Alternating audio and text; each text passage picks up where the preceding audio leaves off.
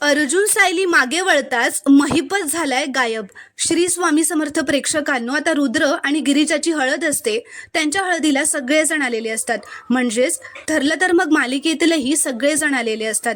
त्यात ही प्रिया सुद्धा कटकारस्थानं करायला आलेलीच असते। आता दोन्ही मालिकेतील विलन्स मिळून म्हणजेच ठरलं तर मग मालिकेतील प्रिया आणि नशीबवान मालिकेतील उर्वशी आणि सावी यांनी मिळून रुद्राची हळद गिरिजाला लागूच जायची नाही असं ठरवलेलं असतं।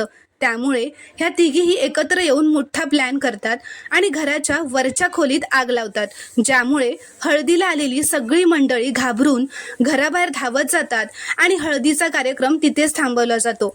आणि ही प्रिया त्याच संधीचा फायदा घेत रुद्राची उष्टी हळद संपूर्ण जमिनीवर सांडवून टाकते आणि म्हणते, हळदीचा कार्यक्रम पूर्ण झालाच असं ती ईर्षेने म्हणते। इथे दुसरीकडे आता सायली आणि अर्जुन एकमेकांसोबत फोटो काढत असताना त्यांच्या मागे एका खिडकीतून महिपत त्यांच्या मोबाईलमधून फोटो काढत असतो।